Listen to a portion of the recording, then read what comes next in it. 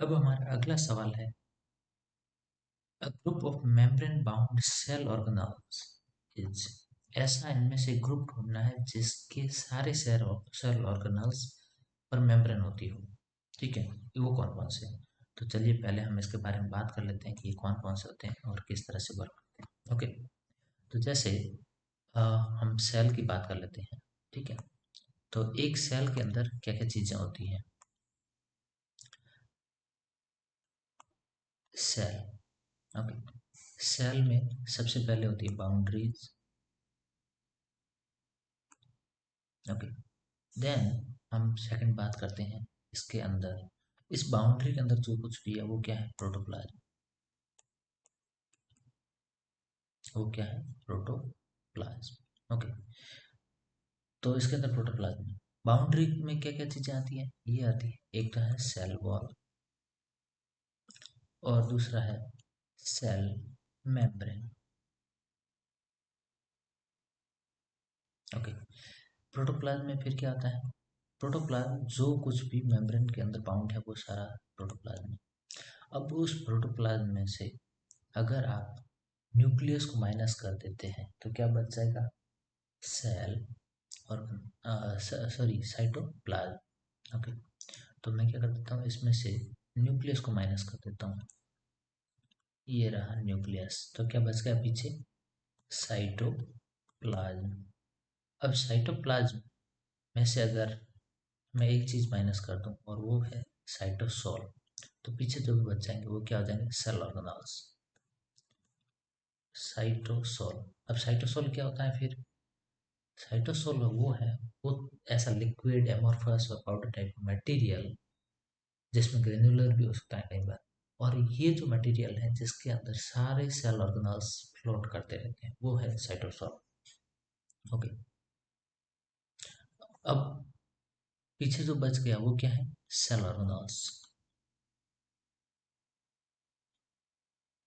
Okay, अब cell organelles कौन कौन से होते हैं, सेल ऑर्गेनल्स होते हैं डबल लेयर्ड सेल ऑर्गेनल्स, जिसमें कितनी लेयर होती हो, दो।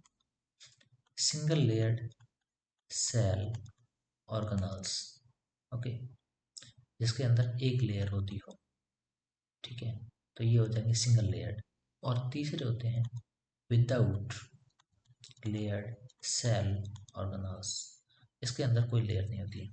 ओके, तो अब ऐसे कौन कौन से ऑर्गन्स हैं जो इनमें ऑर्गेनल्स हैं जो इनमें आते हैं। ओके, तो वो हम बात कर लेते हैं। तो इनके अंदर आते हैं, डबल लेयर्ड सेल ऑर्गेनल्स में आते हैं आपके माइटोकॉन्ड्रिया,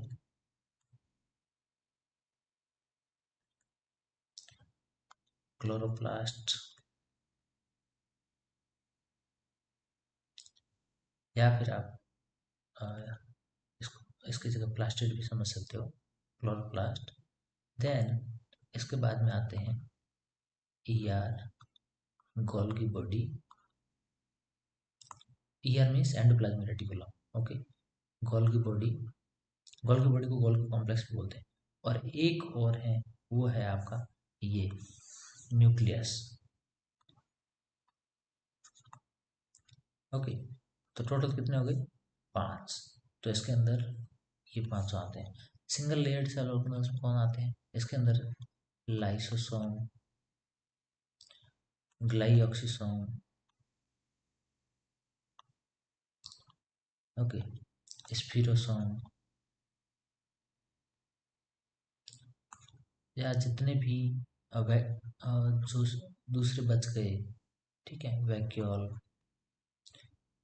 या जिसको हम बोलते हैं जनरली एंडोसोम्स। ठीक है, एंडोसोम जो वेसिकल टाइप में जितने भी होते हैं वो सारे इसमें आते हैं। ओके, अब बच गया विदाउट लेयर्ड। विदाउट लेयर्ड कौन कौन होते हैं, इसके अंदर आते हैं आपके राइबोसोम, सेल का जो स्केलेटन होता है जिसको हम बोलते हैं साइटोस्केलेटन। साइटोस्केलेटन में कौन कौन आते हैं, इसके अंदर होते हैं microfilament, microtubules and intermediate filament. Okay, तो ये जो है साइटोस्केलेटन।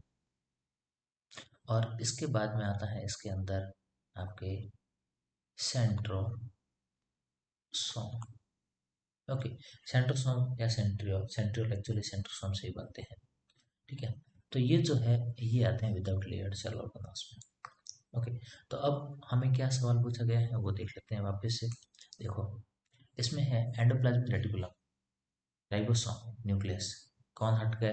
राइबोसोम। ओके, नेक्स्ट यहाँ पर क्रोमोसोम। एक्चुअली क्रोमोसोम क्या होता है? क्रोमोसोम न्यूक्लियस के अंदर जो होते हैं डीएनए के बने हुए, वो है क्रोमोसोम। तो ये कोई सेल ऑर्गेनल नहीं है, ये ऑर्गेनल के अंदर ही मटेरियल है कोई। ओके, तो यहाँ पर ये कट हो गया। नेक्स्ट राइबोसोम कट गया। ओके, सेकंड ऑप्शन भी कैंसिल। नेक्स्ट थर्ड में क्या है? राइबोसोम, फिर कैंसिल। फोर्थ में lysosome, yes. Golgi complex, yes. Mitochondria, yes. Okay, इसका मतलब आंसर क्या हो जाएगा आपके? फोर्थ। ओके,